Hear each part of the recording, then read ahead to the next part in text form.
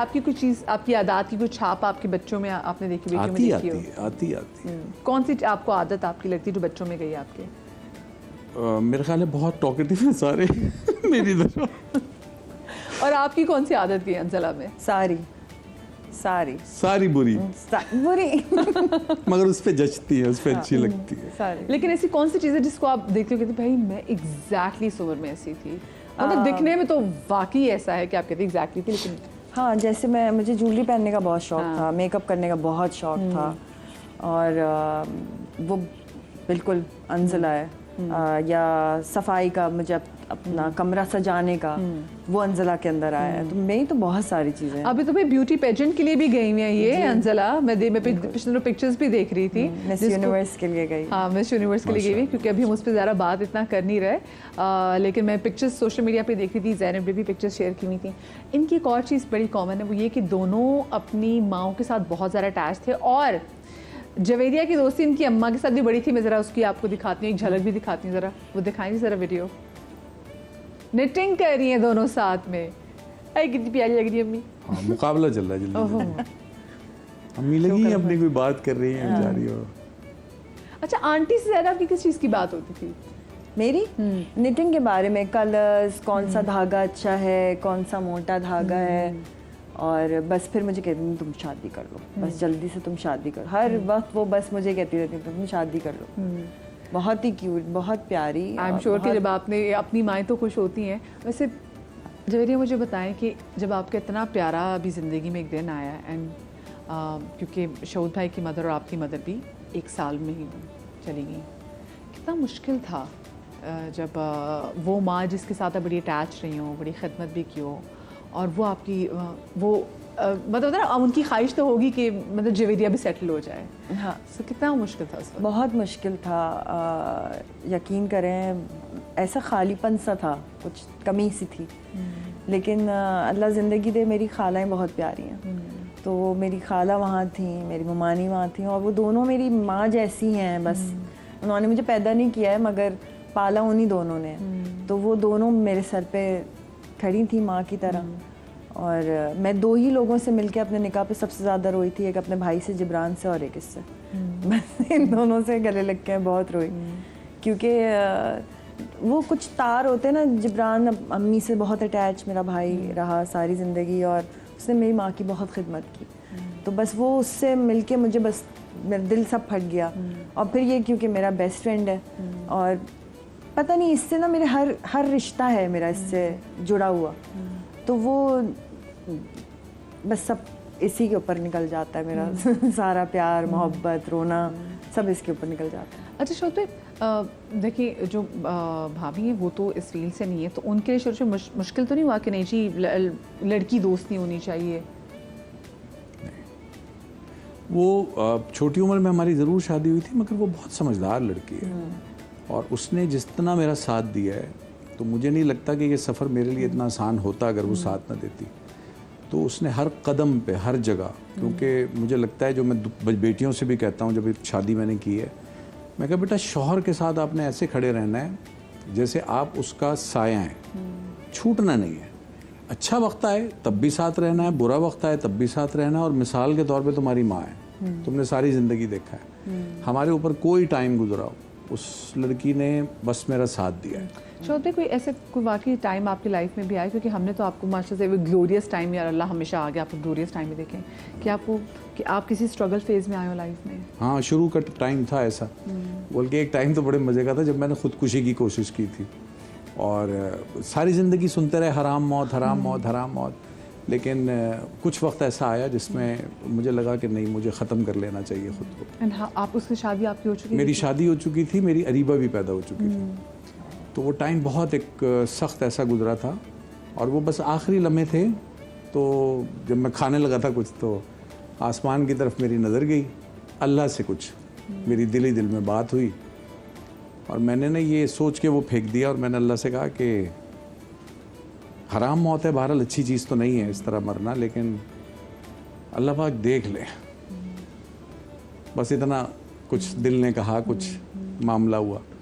तो वहाँ से स्ट्रगल तो रही उसके बाद कई सालों तक, मगर फिर दोबारा हिम्मत नहीं हो सकी है करने की। अल्लाह ने दिल में जैसे खौफ सा डाल दिया कि नहीं मैं ये तो कर ही नहीं सकता। मगर फिर जो पहिए लगे हैं लाइफ को, वो कैसे उसने लगा दिए, क्या परवरदिगार ने उसके बाद मेरे साथ किया कि मैं बयान नहीं कर सकता। मदिया, मैं आपको एक बात बताऊं, जब हम दोनों ने करियर स्टार्ट किया तो साथ ही किया ऑलमोस्ट, तो हम लोग ना बसों में जाते थे, बड़े हमने धक्के खाए, हमारे पास पैसे नहीं होते थे, जाने के तो आने के नहीं होते थे, बड़ी मुश्किल वक्त था। फिर शहूद ने बाइक ले ली, फिर हम शहूद के साथ बाइक पे चढ़कर जहाँ ऑडिशंस देने वहाँ जाते थे। फिर आहिस्ता आहिस्ता गाड़ी शहूद ने ली, अभी मैं उसी फेज़ में चल रही हूँ बस वाले शहूद माशाल्लाह थोड़ी थोड़ी तरक्की करने लगे। फिर जब ये नए फ़ोन लेकर आते थे, मैं कहती थी मुझे भी लेना है। फिर मैं काम करती थी कि मैं उसके जैसा फ़ोन ले सकूँ, गाड़ी तक नहीं पहुँची थी। फिर आहिस्ता आहिस्ता अल्लाह ने हाथ पकड़ा हम दोनों का ही, और हमें अल्लाह ने मुझसे बड़ी बड़ी गाड़ियाँ चलाती है माशाल्लाह, अल्हम्दुलिल्लाह। तो एक इतना दफ़ा अच्छा अल्लाह ने शहूद का इसको। मुझे फ़ोन आया, मेरी तबीयत बहुत ख़राब है, मैं सेट पे हूँ, कहाँ है तू, फ़ौरन आ जा। और आवाज़ भर्राई हुई। मैंने कहा क्या हुआ है शहूद, बस तू सेट पे पहुँच जा, मेरी तबीयत बहुत ख़राब है। मैं छोड़ छाड़ सारे काम सेट पे पहुँची। मैंने कहा क्या हुआ, ये हशाश पिशाश घूम रहा है। मैंने कहा तुम तो ठीक हो, क्या हुआ है? उसने गले में हाथ डाला, कहता आ बाहर आ। मैंने कहा हुआ क्या है शहूद, तुम ठीक हो, क्या हुआ है? बाहर लेके गया और बाहर ब्लैक कलर की मर्सिडीज़ खड़ी थी जो शहूद ने पहली दफ़ा खरीदी। उसी सेट की सीढ़ियों पे बैठ के मैं और ये जितना रोए खुशी से मैं आपको बता नहीं सकती, क्योंकि वो मेरे लिए वो दिन था कि मुझे वो याद आ गया कि हम कैसे बसों में घूमते थे और शहूद ने इतनी मेहनत करके आज मर्सिडीज़ खरीदी। इससे बड़ा तरक्की का और मैंने नहीं देखा, मतलब मैं रो पड़ूंगी खुश होते थे ना कि मैंने उतनी खुशी कभी महसूस। ये देखे ना कि दोस्त आपस में एक दूसरे की तरक्की पे अगर खुश हो रोए हो, इससे बड़ी ब्लेसिंग कोई नहीं है कि वो, क्योंकि वो फील कर रहा है ना। और बाकी दोस्तों के अंदर अल्लाह मियाँ कहीं कहीं जब आपकी पेरेंट्स वाली चीज़ भी डाल देता है कि वो आपकी हर खुशी में खुश हो जाते हैं।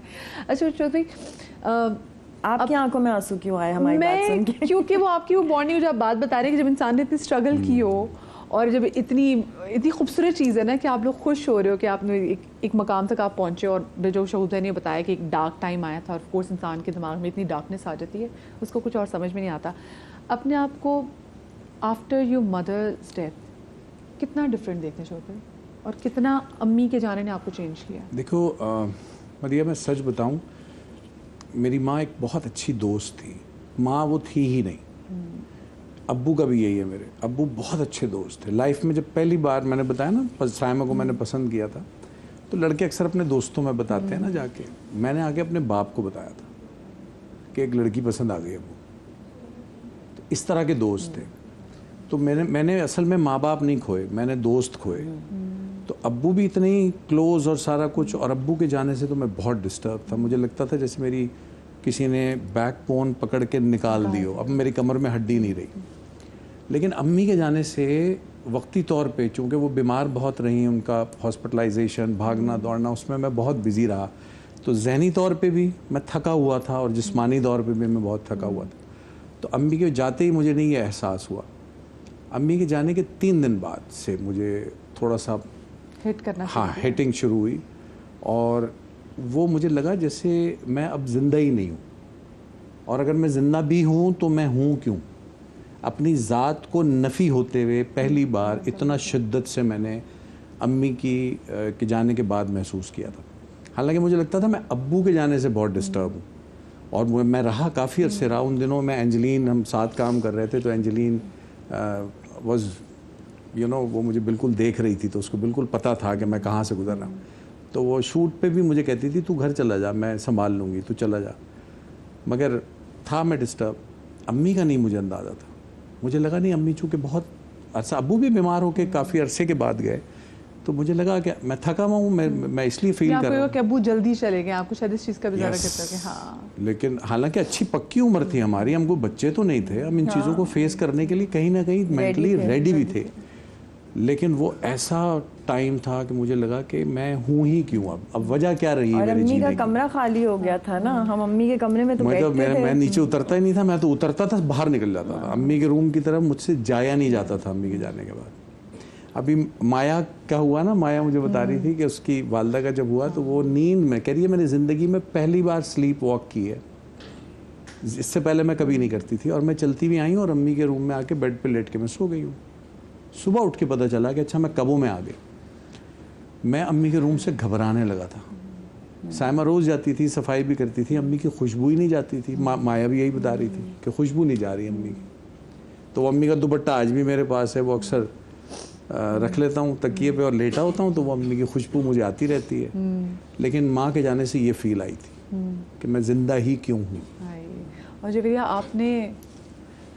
आपने कितनी उनकी कमी महसूस की थी और आपने कितना अपने आप को डिफरेंट देखा आंटी के जाने के बाद?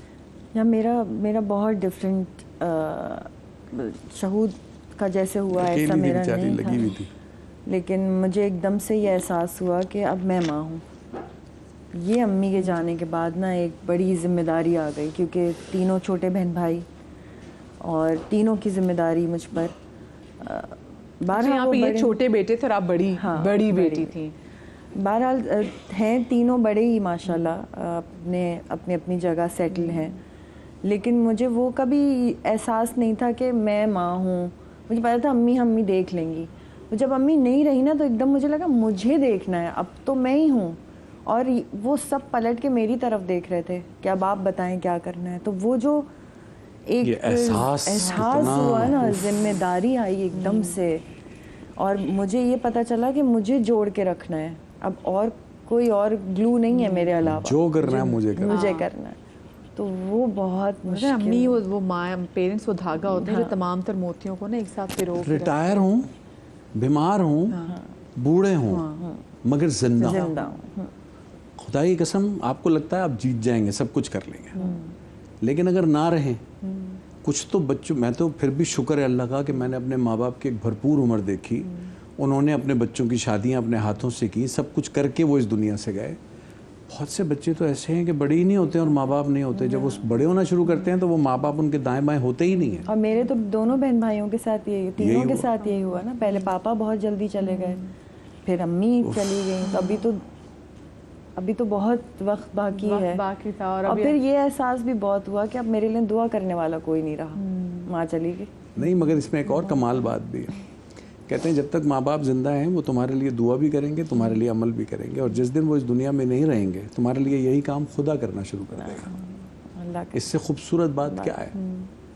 असल में तो मालिक वो है, तुम्हारे माँ बाप का भी, मेरे माँ बाप का भी। पालना उसी ने है, मारना उसी ने, और फिर दोबारा उठाना उसी ने। बेशक। और ये प्रोसेस है जिससे हम कहते हैं कि अगर आपके माँ बाप दुनिया से चले जाए, फिर आप उनके पास सदका जारिया करें, तो वो जो माँ बाप है ना, वो ऊपर अल्लाह के हुजूर में वो फिर आपके लिए वो भी दुआएं करते हैं। और मैं अक्सर लोगों को देखती हूँ, वो कहते हैं कि हम माँ बाप के जाने के बाद कहते हैं हमारे जो बिगड़े हुए काम थे और संवर जाते हैं, क्योंकि हमें पता चल रहा होता है कि अच्छा ये उन्होंने ऊपर से जाके अल्लाह से अच्छी सेटिंग कर ली है। लेकिन मुझे बहुत अच्छी मम्मा मिल गई हैं। अम्मा अब्बा मुझे मिले हैं शादी के बाद, बहुत प्यारी मेरी माँ, बहुत चाहने वाली, मोहब्बत करने वाली। देखिए अम्मा तो मिल गई, लेकिन बहुत अरसे के बाद आपको वो कहते हैं ना फादर भी जो है, वो लाइफ में वो आ गए। अच्छा हम सासों की ज़रा बात कर, लेकिन मुझे ना कि अच्छे ससुर का भी होना कितना ज़रा ज़रूरी है। बहुत। और वो इतने क्यूट है मेरे ससुर, मैं आपको क्या बताऊँ। रिटायर्ड हैं और उनको मेरी तरह ना आर्ट्स एंड क्राफ्ट का बहुत शौक है। तो वो हम दोनों बैठ के आर्ट्स एंड क्राफ्ट के वीडियोस देखते हैं टीवी पे। ओह अच्छा। Whenever I go to हमने चूड़ियों की तस्वीर देख ली है, हमने रिंग की तस्वीर देख ली है। अब इंशाल्लाह लोग अब ये जानना चाहते हैं कि हमें टाइम बता दें कि कब अब वो आपकी मियाँ की भी तस्वीर देखेंगे। हम आप मियाँ को लेकर आऊंगी ना आपके शो में इंशाल्लाह। हाँ इंशाल्लाह भी खैरियत का वो दिन आए। ठीक है, आप अपने घर में बहुत खुश रहें, अल्लाह पाक आपको बहुत खुशियाँ दिखा रहे हो। बहुत सारी ऐसी परेशानियाँ, गम जो आपने देखे हैं, अब उनकी कंपनसेशन हो जाए। बिल्कुल। आपने नई जिंदगी का आगाज़ किया, तो अल्लाह आपको खुश रखे।